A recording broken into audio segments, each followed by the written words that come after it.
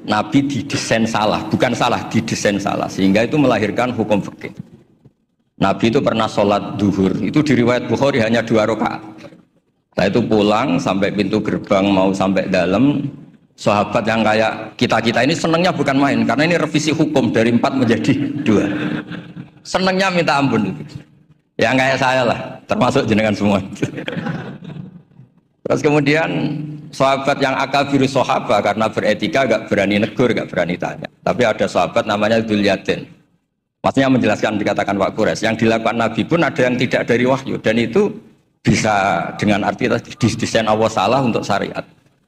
Akhirnya Nabi ditegur sama Dzul Yadain, aku siroti sholatu amnasita ya Rasulullah. Apa ini sholat sekarang jadi 2, apa memang kau lupa? Nabi masih menjawab kullu dzalika lam yakun, itu semua agak terjadi. Nabi kembali tanya semua sahabat, ahakun maqalahu Dzul Yadain, apa benar yang dikatakan Dzul Yadain? Semuanya bilang benar, tadi engkau sholat hanya 2 rakaat. Nabi takbir lagi menambahkan 2 rakaat. Makanya terkenal di kalangan ahli tafsir, Nabi ngendikan ma kuntu ansa walakin unassa li as-sunnah. Saya ini tidak pernah lupa, tapi didesain Allah lupa supaya orang tahu kalau sholat lupa itu kayak apa. Alhamdulillah kita sering lupa, jadi ya. Kedua itu peristiwa Nabi itu mau sholat, sudah mau takbir, sudah di mihrab. Kata Nabi, makanakum, kamu diam di sini aja. Nabi pulang, setelah kembali ke masjid atau musola, yakturu ra'suhu ma'an, kelihatan habis mandi junub. Terus kata Nabi, oh ya tadi saya lupa belum mandi junub, makanya pulang terus mandi. Kata banyak kiai itu, kalau kita tidak akan Gus lupa itu. Ya lupa itu, maksudnya lupa mandinya apa lupa junubnya tidak tahu. Kata kiai yang bela Nabi, itu menunjukkan Nabi itu mesra. Mau sholat saja masih dapat jatah. Nah kalau kiai-kiai kan tidak mesra, makanya tidak ngalami itu. Tapi intinya Nabi itu manusiawi sekali, dia pernah lupa. Pernah lupa sudah di itu kalau yang melakukan Pak Rektor mesti mikir apa ya semua gitu.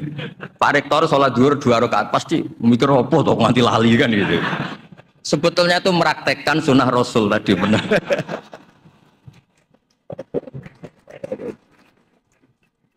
Tidak supaya nanti jenengan nggak salah paham yang dikatakan Pak Quraisy tadi. Memang ada peristiwa furu yang seperti itu. Yang terakhir saya beri contoh. Sholat qadha itu normalnya tidak wajib. Normalnya secara fikih tidak wajib karena timingnya waktunya sudah kelewat. Misalnya anak SD atau SMP sekolah jam 2 siang datang jam 4 sore kan normalnya sudah nggak ada gunanya karena waktunya sudah selesai. Padahal sholat itu berwaktu. Tapi karena Nabi pernah qadha. Nabi itu pernah. Dan Nabi itu memang luar biasa. Pas qadha saja didesain nggak salah. Padahal mestinya qadha itu kan gimana gitu. Nabi itu sudah sekitar 3:30 lalu jam 3. Bilang ke Bilal, Bilal saya ini ngantuk mau tidur. Dah tidur saja ya Rasulullah, saya ini mau sholat malam sampai subuh, tenang saja. Ya kalau gitu ikhla' lana lail, kamu jaga, iya tenang aja Nabi. Setelah sholat ternyata Bilal ketiduran juga. Sampai sekitar jam 8 kalau 8:30, sampai tidak membangunkan kita kecuali harus samsi, sampai matahari panas. Terus Nabi tanya, Bilal gimana janji kamu? Katanya Bilal enak. Saya juga ngalami apa yang kau alami ya Rasulullah. Akhirnya terus Nabi nyuruh Bilal. Nyuruh walhasil diadakan sholat jamaah. Nah berkahnya Nabi didesain lupa tadi diketahui kalau sholat qadha itu wajib. Andai kan tidak terjadi kesalahan itu maka qadha itu tidak wajib karena momentumnya sudah kelewat. Jadi itu yang dengan arti itu tadi ma kuntu ansa walakin unassa li as-sunnah. Saya ini tidak pernah lupa tapi sering didesain Allah itu lupa. Supaya orang tahu kalau beribadah pas lupa atau ada kesalahan sosial apa, cara benahinya gimana. Terus yang kedua tentang tadi yang diceritakan Pak Quraisy belum dikasih nama iktifa kalau dalam bahasa Balaghah.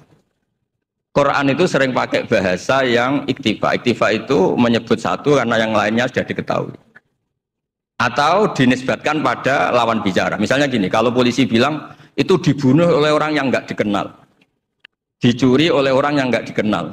Nggak dikenal itu binisbat kepada siapa? Kepada yang punya rumah kan. Kalau yang nyuruh kan tahu, teman malingnya kan tahu. Sodako rahasia, bagi yang dikasih kan tahu. Bilang rahasia binisbat ke siapa? Nah begitu juga Quran sering cerita alladzina yu'minuna bil ghaibi. Semua orang Islam tuh iman sama Nabi Muhammad SAW. Itu tidak gaib, Nabi musyahad, Nabi maujud musyahad. Tapi iktifa bil ghaibi wa bil musyahad. Orang yang enggak kelihatan saja iman, apalagi sama yang kelihatan. Jadi ada lagi wa huwallazi yabda'ul khalqa tsumma yu'idu wa huwa ahwanu alaih. Kalian semua tahu kan langit bumi yang menciptakan saya, maka setelah hancur saya juga menciptakan lagi, dan itu lebih mudah kata Allah.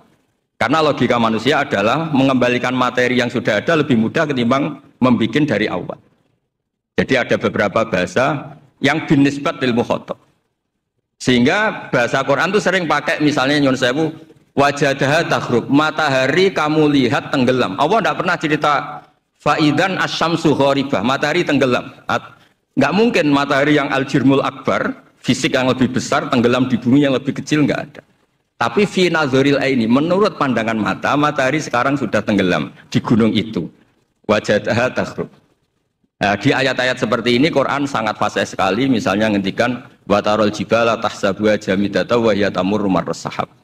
Wajadaha taghrub. Jadi kita mengatakan matahari tenggelam itu binisbat dengan ukuran mata kita melihat matahari tenggelam. Tapi hakikatnya tidak mungkin matahari yang lebih besar ketimbang bumi kemudian tenggelam di bumi. Nah makanya aturan-aturan tafsir yang dikatakan Pak Quraisy itu pilihannya dua. Kamu pura-pura nggak tahu saja sehingga GR jadi ahli tafsir. Atau ahli tafsir tugas karena UI butuh pusat studi tafsir terus ada yang daftar terus masuk gitu. Itu nggak ada ukurannya. Ukurannya pokoknya kroninya rektor masuk gitu. Kalau ukurannya dites ya mungkin yang lulus saya tok. Kalau dites itu yang lulus saya tok. Ya ini guyon tapi betulan katanya.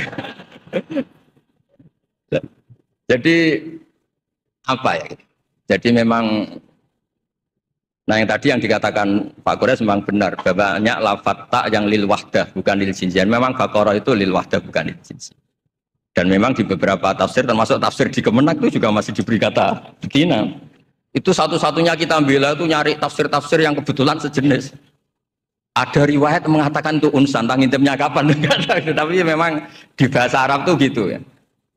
Makanya Abu Hanifah dulu pernah dibully, ditanya, apa Namlatu Sulaiman? Beliau zaman itu mungkin belum ila darujatil mustahid, jawab perempuan.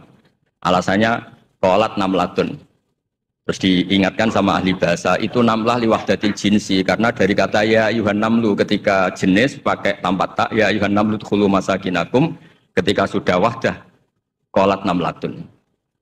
Makanya di antara argumentasinya Nabi Adam dulu nanti itu mau debat sama malaikat kan kata Allah kan wala taqrabah hadis syajarah, pohon itu berarti satu tok yang dilarang, yang lainnya boleh. Jadi itu masalah-masalah yang setidaknya karena Anda dengar dari Pak Quraisy, dari saya setidaknya bertobat lah. Kalau tidak ahlinya ya jangan ikut. Itu aja. Berkahnya mengerti, kalau tidak mengerti itu ya itu. Jadi ya bertobat, kalau tobatnya diterima ya alhamdulillah, kalau enggak ya berharap diterima kapan-kapan. Ya, nanti ini Pak Rektor biar ini di struktur UI itu atasan saya, tapi beliau